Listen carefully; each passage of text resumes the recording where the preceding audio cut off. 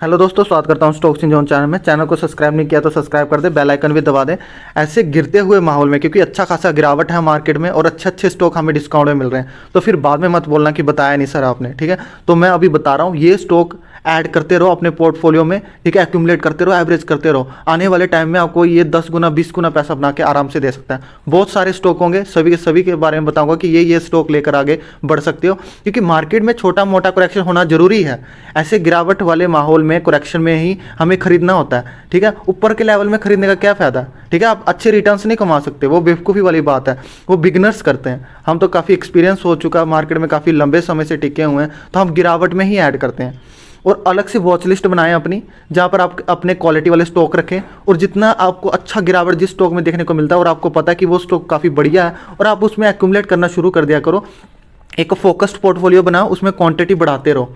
जो बिजनेस आपको ज़्यादा समझ में नहीं आता, कोई दिक्कत की बात नहीं है, वो आप रहने दो, वो वाला स्टॉक मत खरीदो। बट एक क्वालिटी वाला स्टॉक खरीदना जरूरी है, आपको बिजनेस समझ आए ना आए। अगर हमें केमिकल वाले स्टॉक समझ नहीं आते, बट वो रिटर्न्स काफ़ी तेज़ी से बना के देते हैं, बट हमें केमिकल्स के स्टॉक रखने पड़ते हैं ना, हमें समझ में नहीं आते, बट हमें नहीं पता केमिकल का काम कैसे चलता है, बट हमें स्टॉक तो खरीदना ही है, हमें रिटर्न्स चाहिए। तो उसके लिए फंडामेंटल वाइज स्ट्रॉन्ग क्वालिटी वाले स्टॉक वाले टॉप क्वालिटी वाले स्टॉक खरीद के आगे बढ़ना, जैसे पीडीलाइट। ठीक है, तो केमिकल सेक्टर का हमें इतना कामकाज पता नहीं है, बट पीडीलाइट एक अच्छी कंपनी है, हमें उसको ऐड करना ही पड़ेगा अपने पोर्टफोलियो में, अगर हमने एक रिस्क फ्री पोर्टफोलियो बनाना है और अच्छे रिटर्न्स कमाने हैं। तो ऐसा भी नहीं है कि आपको बिजनेस समझ नहीं आ रहा तो खरीदे ना। अगर आपको पता है ये बिजनेस आपको समझ के बाहर है, बट ये फंडामेंटल वेल स्ट्रॉन्ग है और रिटर्न्स हमें कंसिस्टेंटली बना के दे रहा है, कंसिस्टेंटली इनके सेल्स ग्रोथ बढ़ रहे हैं, तो उसकी तरफ आपने मतलब ध्यान देना चाहिए, उसको अच्छे से पढ़ना चाहिए, रिसर्च करना चाहिए और अपने पोर्टफोलियो में ऐड करना चाहिए। तो ऐसे गिरते हुए माहौल में अच्छी खासी करेक्शन है दोस्तों, डिस्काउंट में मिल रहे हैं। ऐसा डिस्काउंट वाला अपॉर्चुनिटी हमें नहीं खोना चाहिए, ऐसे डिस्काउंट में ही हमें ऐड करना चाहिए। तो आज हम उन स्टॉक के बारे में बात करेंगे जो हमें इस टाइम पर खरीदना चाहिए। तो ऊपर आई बटन में और भी वीडियो दे दूंगा, जरूर देख लेना, आपको अच्छे अच्छे नए नए स्टॉक पता लगेंगे, ताकि आप कोई भी बेकार स्टॉक में ना जाए, क्वालिटी वाले स्टॉक में ही जाए। तो आगे बढ़ते हैं। तो पहली कंपनी रिलैक्सो फुटवेयर सेक्टर में मुझे काफ़ी अच्छी लगती है ये कंपनी। एक टॉप लेवल में कौन सा आता है, एक बाटा आता है, एक रिलैक्सो आता है। मैं कहूँगा आप रिलैक्सो की ओर जाएं, ये आपको काफ़ी अच्छे रिटर्न बना के दे सकती है, और इनकी सेल्स ग्रोथ भी काफ़ी अच्छी है in comparison of other footwear sectors. अगर हम रिलैक्सो फुटवेयर की बात करें, इसकी ऑल ओवर गिरावट आपको 9-10% की मिल जाएगी, और आज भी तकरीबन ये 6% नीचे गिरा है। तो काफ़ी मजबूत कंपनी है, ये कंपनी भी आपके पास होनी चाहिए। अब देखो, रिलैक्सो फुटवेयर का हमें बिजनेस समझ में नहीं आता, हमें पता ही नहीं है। थोड़ा पता तो पता, आइडिया, स्टोर खुले हुए हैं, जूते बेचते हैं, फुटवेयर एक एसेंशियल चीज़ें हैं जो लोग डेली बेसिस पे यूज़ किए जाते हैं, तो हमें ये मतलब खरीदना पड़ेगा। ठीक है, ऐसे ही हमें बिजनेस थोड़ा बहुत समझना पड़ता है, और उसके बाद हमें उन स्टॉक में इन्वेस्ट करना पड़ता है। तो रिलैक्सो फुटवेयर, इनके कोविड-19 होने के बावजूद भी इनके सेल्स ग्रोथ में ज़्यादा इंपैक्ट देखने को नहीं मिला था। इनकी सेल्स ग्रोथ कंटिन्यूसली इंक्रीज करते हैं, और आपने नोटिस भी किया होगा, ज़्यादातर प्रेफर करते हैं कि रिलैक्सो के ही शूज़ लेते हैं, स्पार्क्स मतलब फ्लाइट, यही चप्पलें आपको देखने को मिलेंगे डेली बेसिस पे यूज़ करते हुए लोगों को। ठीक है, तो रिलैक्सो फुटवेयर पहली कंपनी, काफ़ी अच्छी कंपनी है, मुझे लगता है आपके पोर्टफोलियो में ये स्टॉक होना ही चाहिए। डिविडेंड भी आपको अच्छा खासा देगा, 0.21% का। ठीक है, मार्केट कैप आपको दिखेगा 30,017 करोड़ का। पीई इसको आपको देखने को मिलेगा 103% का। तो दूसरी कंपनी एस्टर पाइप लिमिटेड, ये भी पाइप सेक्टर की लीडर कंपनी, 10% की गिरावट है ऑल ओवर, ये भी बहुत अच्छे आपको रिटर्न्स बना के देगा। अगर हम इसका पीई की बात करें, 82 आपको देखने को मिलेगा। मार्केट कैप 42,000 करोड़ का मार्केट कैप है तकरीबन। डिविडेंड भी आपको ये देता है, तो मुझे लगता है एस्ट्रल पाइप आपके पोर्टफोलियो में होना ही चाहिए, इसको भी आप ध्यान में रखें। तो थर्ड कंपनी बर्जर पेंट, इसने एक साल से कुछ रिटर्न नहीं बना के दी, एक साल में सिर्फ 14% के रिटर्न है। ठीक है, अभी भी ये यहाँ पर आप देख पा रहे हो गिरावट है। तो आपको क्या लगता है, एक लीडर कंपनी कौन सी है, एक एशियन पेंट है, एक बर्जर पेंट है। अब दोनों, जब भी पेंट सेक्टर में हम बात करते हैं, जैसे हम फुटवेयर सेक्टर में बात करते हैं, तो दिमाग में पहला आता है बाटा एंड रिलैक्सो, ऐसा नाम आता है। वैसे ही पेंट सेक्टर में अगर हम बात करें, बर्जर एंड एशियन पेंट। अगर हम रिटर्न्स की बात करें ना, तो एशियन पेंट से 2 गुना क्या बहुत अच्छे, इसने अच्छे रिटर्न्स बना के दिए हैं एशियन पेंट से। तो मुझे लगता है अगर आपको रिटर्न्स अच्छे चाहिए, बर्जर पेंट आपको काफ़ी तेज़ी से रिटर्न बना के देगा, कंपैरिजन आप एशियन पेंट से करते हो। तो मुझे दोनों, मेरे पास कंपनी है, एशियन पेंट भी है, बर्जर पेंट भी है, बट मुझे, मैं बहुत लंबा इन्वेस्टर हूँ। ठीक है, काफ़ी पुरानी होल्डिंग है मेरे पास इन दोनों कंपनी की, बट मुझे सबसे ज़्यादा जो रिटर्न्स बना के दिए वो बर्जर पेंट ने बना के दिए हैं। ठीक है, अगर आप रिटर्न्स देखोगे, बर्जर पेंट के ज़्यादा आपको देखने को मिलेंगे कंपैरिजन ऑफ एशियन पेंट।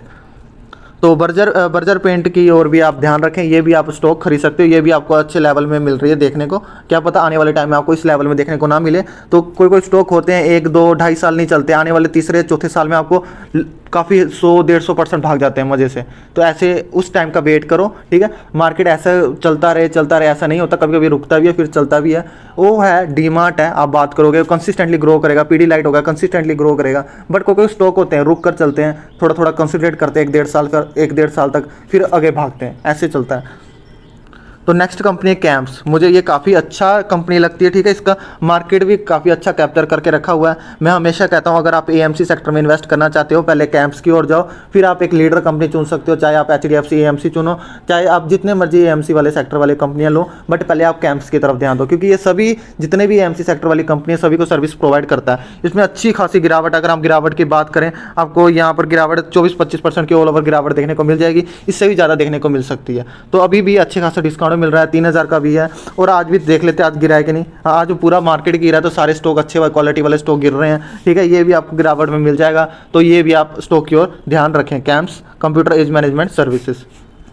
तो नेक्स्ट कंपनी है हैप्पीएस्ट माइंड। मुझे ये भी काफ़ी मजबूत और अच्छी कंपनी लगती है। अगर आप आईटी सेक्टर में इन्वेस्ट करना चाहते हो, एक इमर्जिंग कंपनी में इन्वेस्ट करना चाहते हो, ठीक है, आप एक लार्ज कैप कंपनी ले लो जैसे टीसीएस, उसके साथ साथ एक इमर्जिंग कंपनी ले लो हैप्पीएस्ट माइंड।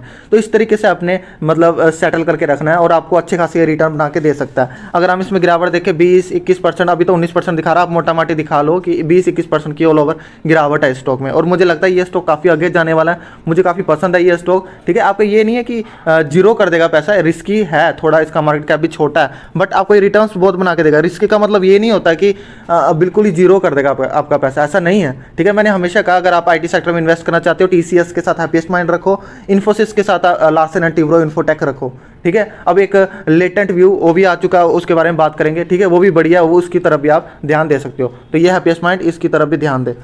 तो मैं बात कर रहा था वही नेक्स्ट कंपनी लेटेंट व्यू। ये पहले खतरनाक चलता रहा, अभी इसका आईपीओ लॉन्च हुआ है, ठीक है। खतरनाक, ये देखो जब से ये आईपीओ आया तब से इसने 33% का रिटर्न दे चुका है, ठीक है। 5 दिन ही तकरीबन हुआ है, तो आज इसमें गिरावट देखने को मिल रहा है 6% की।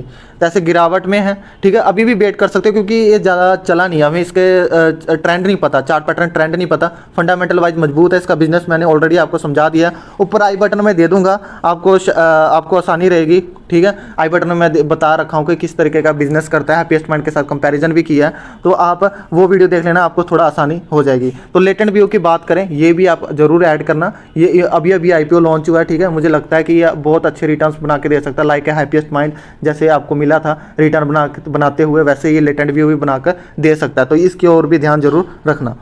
तो next company HDFC bank, bank sector की लीडर कंपनी। इसमें भी गिरावट देखोगे, आपको 11% की ऑल ओवर गिरावट देखने को मिल जाएगी।